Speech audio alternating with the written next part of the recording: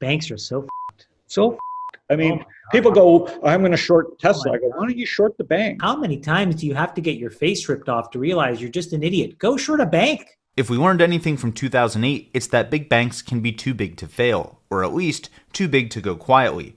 That clip from Chamath is from the end of October of 2020, and since then, JP Morgan Chase, Citigroup, Bank of America, and Charles Schwab are all up 50 to 100%. So if you took him at his word and shorted big banks after hearing that clip, you probably lost your shirt, and then some. But the world is changing, and big banks will eventually need to change with it. So in this episode, I'll be comparing two companies that are leading that change.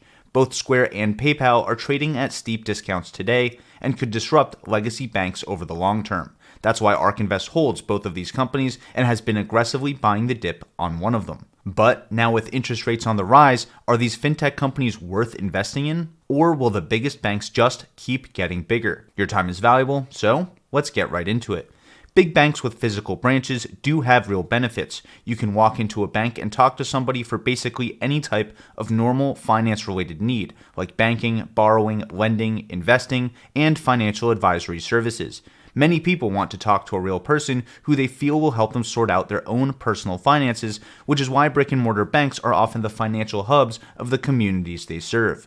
Before the information age, the physical bank branch model made all the sense in the world, so big banks bought up the biggest, nicest buildings in the best parts of town. Another thing that was true in the late 80s and early 90s is that annual returns on savings accounts were north of 8%. 8%. This is why I think a lot of our parents try to teach us the importance of savings accounts. Today, high-yield savings accounts have yields of about 0.5% all the way to 1%, still far below inflation. So big banks really did kick ass back in the day, but now, not so much. In a mostly online and post-pandemic world, these big bank branches have turned from assets into liabilities.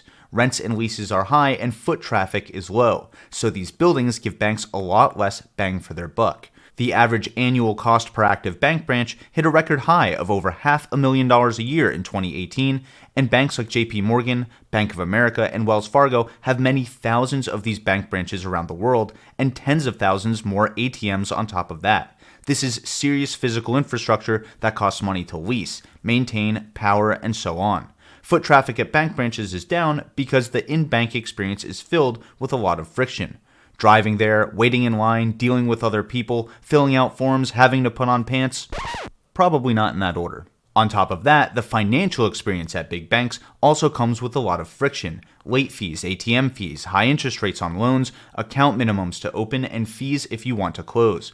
And my personal favorite, non-sufficient funds fees. That's where you get charged money for not having enough money. The reasons big banks have to do this are simple. They need to cover the costs of their big buildings, networks of ATM machines, and everything else that used to help them acquire customers in an offline world. If we take all of the costs of running these big banks and divide it by the number of customers they're acquiring, we get their customer acquisition costs. According to ARK Invest research, those costs were roughly $925 per customer in 2019. This means a couple of things to us investors. First, it means that for the same size checking account, or whichever financial product you want to compare, banks net a much lower amount than digitally native companies. Said another way, banks need people to deposit or borrow much more money than digital wallets to break even. For example, these customer acquisition costs mean that big banks don't break even on a checking account until it's at about $6,500. In 2020, surveys suggested that the median savings account balance in the United States was just $3,500, meaning the average bank would actually lose around $300 on that account over its lifetime. Even if you add another $2,000 to that number, which is the median emergency fund in the United States, a big bank would still lose around $100 on that client's accounts put together. So ARK Invest's math shows that the average big bank loses money on banking the average American. My sincere hope is that big banks continue to close their worst performing bank branches and shed these costs over time. After all, those costs are getting passed on to us. Doing that would move this blue line upward to the purple line. This is a totally different story for digital wallets, because their customer acquisition costs are so low due to them not having any networks of bank branches or physical ATM machines and so on. This means two things for digital wallets. First, they make about $700 on the median checking and emergency account total of $5,500. Second, they actually break even on an initial account balance of just $150, meaning they can start serving people who are unbanked or underbanked today. In 2020, the FDIC found that over 6% of households, or 14 million Americans, are unbanked. That's a lot of potential clients for digital wallets that legacy banks simply can't go after. Add to that how quick, streamlined, and personalized these services can become when they're handled by artificial intelligence, and you get a real recipe for disruption of the way big banks are working today. I'm not telling you to go short big banks, but I am telling you that big banks will need to start looking at least a little more like digital wallet companies in the future if they want to stay competitive. This is why I think digital wallet companies are worth talking about right now, even though traditional banking stocks are way up and fintech stocks are way down. So with that context on how digital wallets could disrupt these big banks, let's take a serious look at the big two, Square and PayPal. For the rest of this episode, I'll be using Square and Block interchangeably since some of my sources are from before Square changed its name. ARK published a lot of research comparing Square's Cash App to PayPal's Venmo. In their research, they showed that digital wallets in the US can provide up to an $800 billion market opportunity. They also do some clever research using Google Trends to show the rise in adoption of Cash App versus Venmo, but there's much more to these companies than their digital wallet offerings. Here's an interesting difference in Cathie Wood's trading activity between them. Cathie Wood has been actively buying the dip on Block as its price got cut literally in half over the past 3 months. Her average buy price over the last month is a little over $150 per share, and Block stock is around 15% lower than her average buy price today. Square, or now Block, is ARK's ninth biggest position overall, with over $750 million in it across ARKK, ARKF, and ARKW, ARK's fund themed around the next generation of internet applications. On the other hand, PayPal is ARK's 97th biggest position. It's only in ARKF, and Cathie Wood has been selling out of it. Her average buy price over the last month for PayPal is a little under $190 per share, and it's trading about 10% lower than that right now. So even though these are both digitally native fintech companies that could disrupt different areas of legacy banking, comparing them may not be as apples to apples as I thought when I started my research for this episode. This is something I feel investors actually don't talk about enough, so let me make a quick point here. Zoom versus Microsoft is a bad comparison to make because an investor cannot buy Teams stock.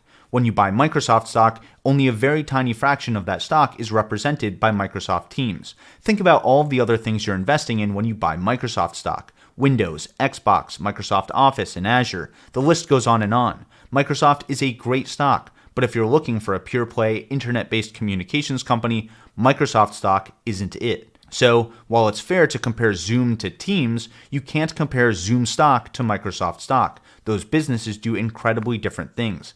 In my understanding, this is why ARK Invest holds Zoom, but not Microsoft, Roku, but not Amazon, Palantir, but not Google. Watch out for these faulty comparisons because in all of these cases I just mentioned, you might want to hold both stocks instead of choosing one over the other. Let me show you just how different these two companies are. Square is focused on building two interacting ecosystems, one for sellers and one for individuals as buyers. The seller ecosystem focuses on a few key areas: managing in-person and online payments, providing point-of-sale solutions and business tools, financial services including credit, payroll, and loans, and a platform for third parties to develop new tools, integrations, and vertical-specific software for different kinds of businesses.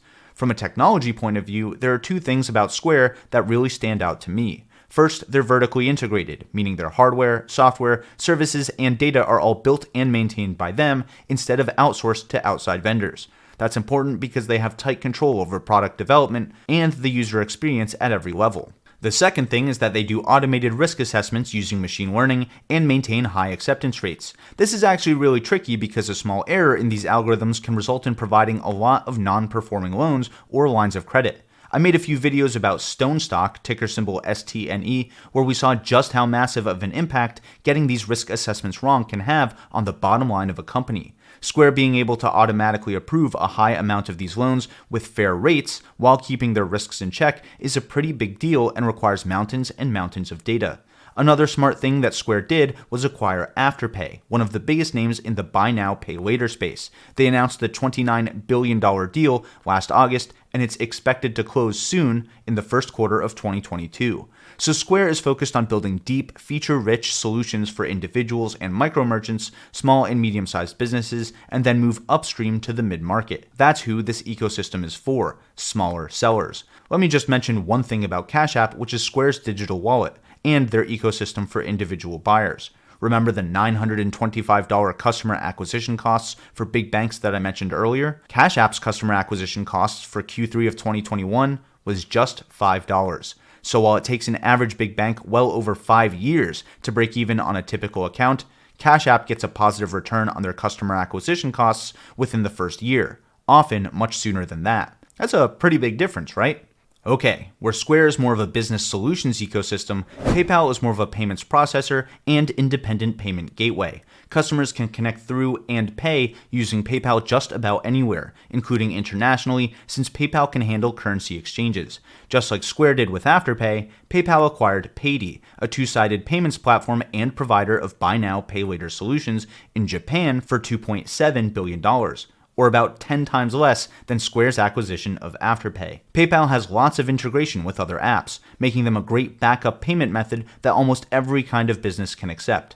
Larger sellers tend to prefer PayPal because they have lower transaction fees than Square, which makes more of a difference the more transaction volume a business has. Keep that in mind when I show you their financials. PayPal is focusing on payment solutions for the broadest number of users and has a wider global reach than Square. Venmo, PayPal's digital wallet, is more limited than Square's Cash App, but it has features like discovering deals, accessing lines of credit, buying crypto, buy now, pay later features, and so on. Venmo is getting integrated with Amazon, which is greatly going to increase their total payments volume through the app in 2022 and beyond. At the same time, Amazon is stopping accepting Visa credit cards issued in the UK this week due to a face-off over transaction fees. Now, Amazon is taking steps like offering UK customers a gift card to switch their payment methods away from Visa, and is also reviewing the Amazon Visa credit card here in the USA. These things should clearly have a big impact on Visa's stock, so it is possible for giant legacy finance companies to get disrupted like this over time. This is Visa we're talking about here. Anyway, the trend here is that Square is a deeper ecosystem of offerings for a narrower audience, while PayPal is a suite of payments processing solutions for a global audience. This could be why Square can be found in ARKW and ARKK, while PayPal is only found in ARKF. Let me move on to highlighting their financials and telling you which one I'd buy right now. Square is currently trading at less than half of its all-time high at a price-to-sales ratio of well under 4. Square has a gross payment volume of about $41 billion for Q3 of 2021. Square's revenue was about $3.8 billion, which grew about 27% year over year. Their gross profit was about $1.1 billion. That's a gross margin of about 29%. Their operating income was $23 million, million, not billion, giving them an operating margin of 0.6%. Their net income was a loss of $2.9 million, so they were just barely unprofitable for the quarter. This is the kind of company that Cathie Wood really focuses on, since they sacrifice profits today and reinvest all of their cash into good, healthy growth. And we know it's good, healthy growth because their customer acquisition costs are so low. We know they're not spending money on things like marketing and promotions to win new business. They're spending that money on research, development, ramping up new offerings, and acquisitions. The challenge here is that companies with relatively low net earnings are the exact ones that suffer when interest rates rise, which is what we're seeing right now in the market. Now let's talk about PayPal. PayPal is trading at a 45% discount relative to their all-time high, at a price-to-sales ratio of about 8. It seems like Square is a better buy at first, but that's a little misleading. Here's why. For the same quarter, PayPal's total payment volume was $310 billion, almost 8 times higher than Square's. Their revenue was about $6.2 billion, which is up about 13% year over year. So Square is growing twice as fast, but keep in mind that they're growing from a much smaller baseline. Of that, about $3.6 billion was gross profit for PayPal, or about 58% in terms of gross margins, which is literally double Square's. That's why PayPal should be trading at twice the price-to-sales ratio of Square. PayPal also had $1 billion of operating income, which means their operating margins are almost 17%. They actually had a net income of $1.1 billion after including non-operating revenues like changes in exchange rates, interests, and so on, which translates to a 17.6% profit margin. So PayPal is in a much safer financial situation today in an environment that punishes future risks. Comment below or tweet me at tickersymbol U with your thoughts on fintech companies versus brick and mortar banks, as well as Square versus PayPal. Do you think Square's customer acquisition costs of just $5 pose a big threat to big banks, which pay over $900 to acquire a similar customer? What do you think about the financial health of PayPal versus Square now that we know interest rates are set to rise throughout the next couple years? I read all my comments and tweets, and I'm excited to hear your thoughts. As for me, here's exactly what I think will happen and how I'm playing it. I've been thinking about this ever since I saw that clip of Chamath. How many times do you have to get your face ripped off to realize you're just an idiot? Go short a bank. So I'm not going to short big banks, but I am going to keep betting on digital wallets. I think that brick and mortar banks are going to keep closing more and more physical branches, and at the same time, I think they're going to keep coming out with more and more fintech offerings, like digital wallets, stablecoins, payment gateways, and frictionless solutions for peer-to-peer transfers. What I'm saying is that banks are going to have to innovate to stay in the game, which means they're going to have to look a lot more like Square or PayPal than they do today. Kind of like how legacy automakers are going to have to start looking more and more like Tesla if they want to stay relevant over the next decade. Your next question is probably, okay, so Square or PayPal? After all this research, I really think that's the wrong question to ask. I've spent this whole episode explaining just how different these two companies are. Payment solutions versus business solutions, a focus on big companies versus small and medium-sized businesses, high future growth versus today's stability and profitability. So I'm going to be investing in both of them. I don't plan on retiring anytime soon, but the market is favoring financial stability right now. So for every $400 or so I'm going to put into Square, I'm also going to put something like $100 into PayPal to add a little more stability to my investments in fintech. If interest rates rise more than expected, I'll start adding more and more to PayPal. If the Fed cools off and keeps interest rates lower than expected, I'll add more to Square. These companies have a lot of differences that make me happy to hold both of them, and I don't mind double dipping where they overlap, which is on digital wallets and frictionless peer-to-peer transfers. Those are the exact disruptive innovations that I believe will force big banks to change for the better, or die trying. And to me, that's a future worth investing in. So, stay long, stay strong, and thanks for watching. Until next time, this is Ticker Symbol U. My name is Alex, reminding you that the best investment you can make is in you.